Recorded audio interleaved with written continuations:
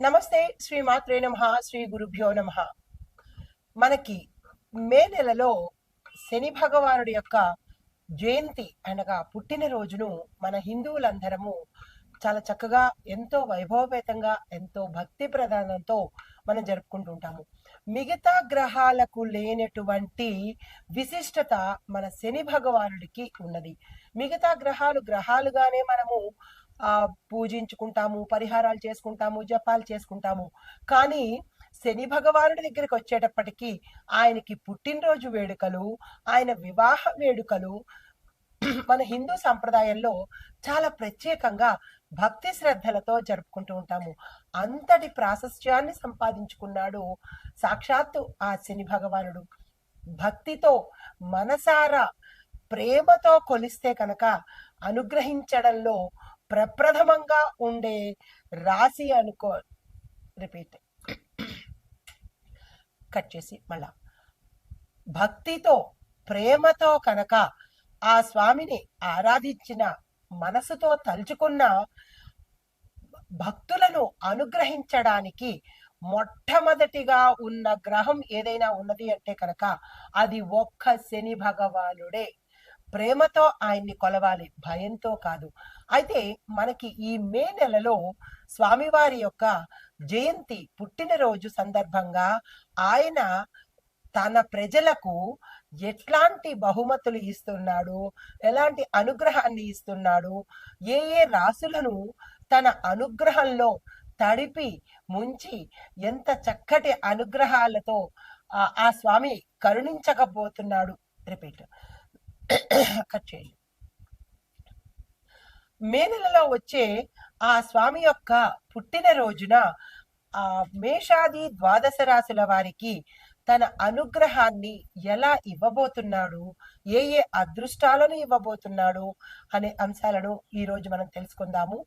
ముందుగా శని భగవానుడి యొక్క జయంతికి అందరికీ, ప్రేక్షకులందరికీ ఆ స్వామివారి యొక్క అనుగ్రహము ప్రతి ఒక్కరూ పొందాలని కోరుకుంటూ, అయితే ఈ శని భగవానుడి యొక్క పుట్టినరోజును అనగా జయంతి ఉత్సవాలను చాలా ఎక్కువగా మనము సంతోషంతో జరుపుకుంటూ ఉంటాము. అయితే నిజమైన భక్తితో ప్రేమతో కనుక ఆ స్వామిని ఆరాధిస్తే తప్పక కరుణిస్తాడు. అది ఆయన యొక్క రూపము కూడా సర్వసుందరుడు, మనోహరమైన రూపము, చాలా అందగాడు కూడా ఆ శని భగవానుడు. ఎవరికి భీకరంగా కనబడతాడు అంటే పాపాలు చేసే వాళ్లకు, దుష్కర్మలు చేసే వాళ్లకు భయంకర ఆకారంతో కనబడతాడు. అదే మంచి కర్మలు చేసేవాడికి సర్వాంగ సుందరంగాను ఎంతో ప్రేమతో ఉండేటట్టుగా దివ్య మనోహరమైన విగ్రహంతో ఆ స్వామి దర్శనమిస్తాడు. ఆ స్వామి గురించి తలుచుకుంటేనే రోమాంచితమయ్యి ఒళ్ళు పులకరించిపోతూ ఉంటుంది. అంతటి దయామయుడు మన శని భగవానుడు. అయితే ఈ శని జయంతి ఉత్సవం రోజున దాని యొక్క విశిష్టత ఏంటి అనేది మనం ముందుగా తెలియజేసుకుందాము. ఆ స్వామిని ఈ రోజు ప్రత్యేకంగా 7 నిమిషాలు మాత్రమే ఆ స్వామి వారు మనల్ని అనుగ్రహించడానికి వస్తున్నారు. ప్రతి ఒక్కళ్ళు కూడా, మేషాది ద్వాదశ రాశుల వారు కూడా ఈ శని జయంతి రోజు 7 నిమిషాల పాటు మీరు ఆ స్వామిని ఎంత ప్రసన్నం చేసుకుంటారో అంత ప్రసన్నం చేసుకోండి. ఆ తరువాత ఆయన అనుగ్రహం మనకి ఒక్క సెకను పాటు కూడా దక్కదు. ఈ విషయాన్ని ప్రతి ఒక్కళ్ళు గుర్తుపెట్టుకోండి.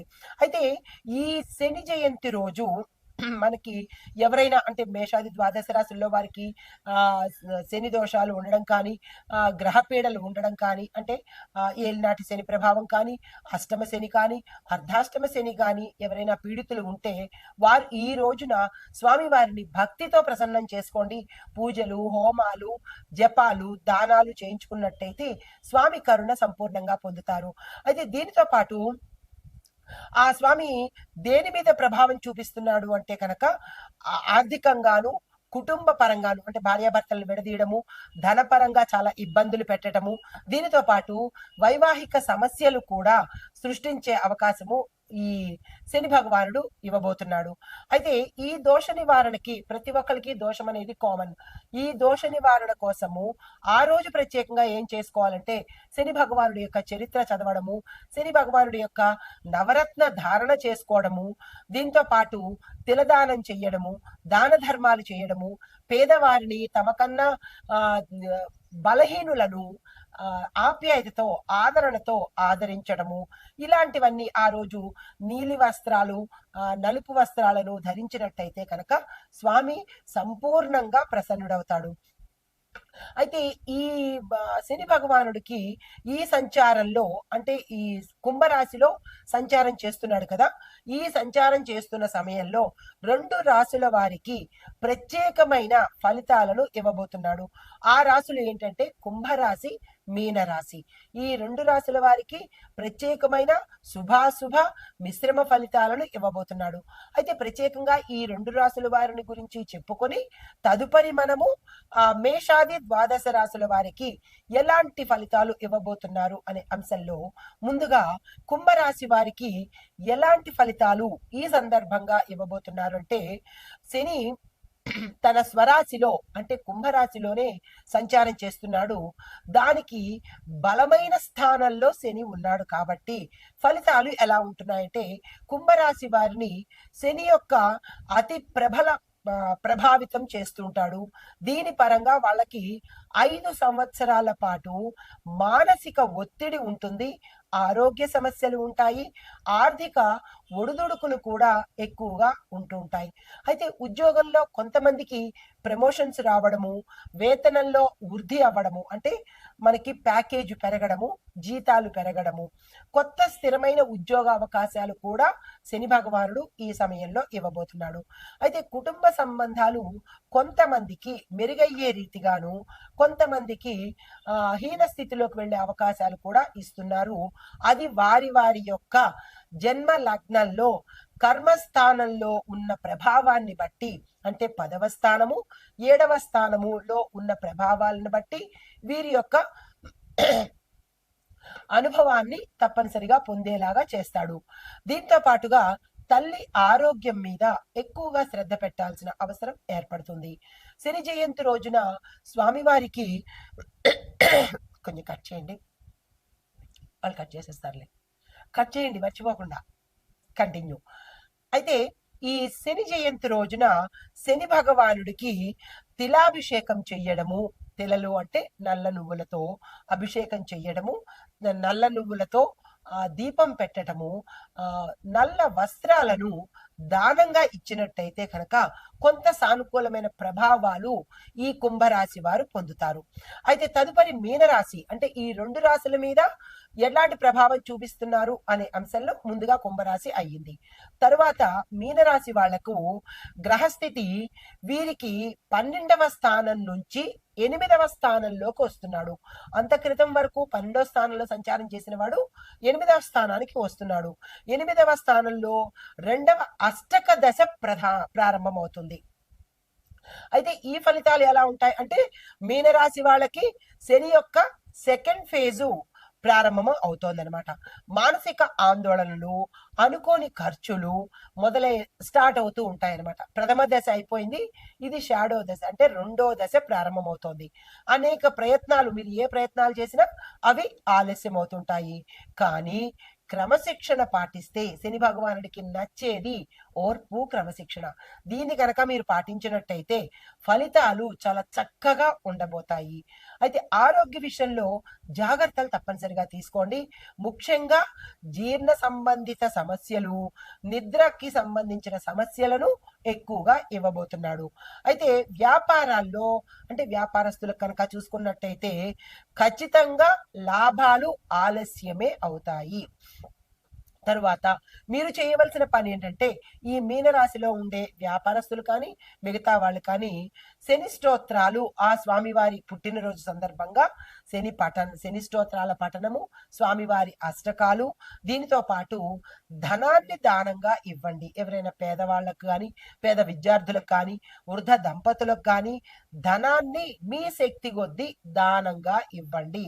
దీనితో పాటు నల్లని వస్త్రాలను కూడా దానంగా చేసినట్టు చేసుకున్నట్టయితే విశేషమైన ఫలితాలు పొందుతారు మీనరాశి వాళ్ళు. అనగా ఈ సమయంలో కుంభ మీన రాశులకు ఏ స్థానంలో ఉన్నారు, ఎటువంటి ఫలితాలు అందుకుంటున్నారు, దానికి తగ్గ పరిహారాలను మనం ఇప్పుడు చూసాము. నమస్తే. తదుపరి రాశి వృషభ రాశి. ఈ రాశిలో శని భగవానుడు 10వ స్థానంలో అనగా కర్మస్థానంలో సంచారం చేస్తున్నాడు.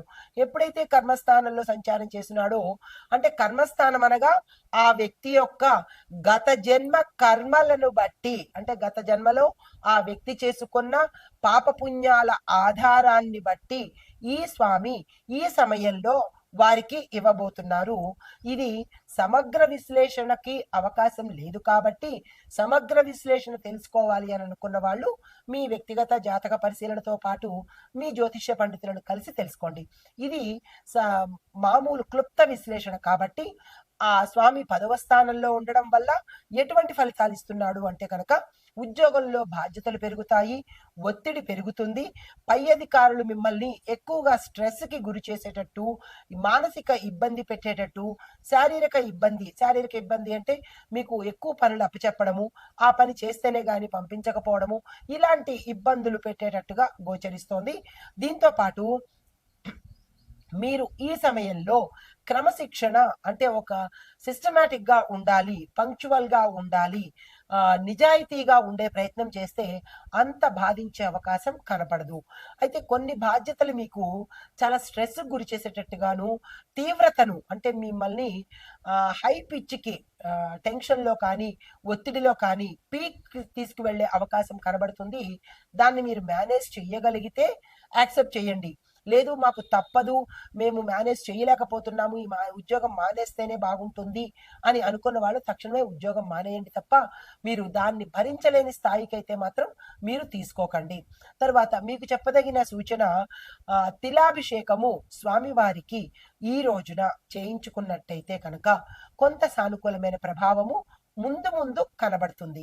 దీంతో పాటు శని భగవానుడికి నీలిరంగు వస్త్రాలను, కొత్త వస్త్రాలు, నీలిరంగు వస్త్రాలను ఎవరైనా పేదవాళ్ళకి కానీ, లేదా వృద్ధ దంపతులకు కానీ, లేదా బ్రాహ్మణ పురోహితుడికి కానీ దానంగా ఇచ్చినట్టయితే మంచి ఫలితాలు పొందుతారు.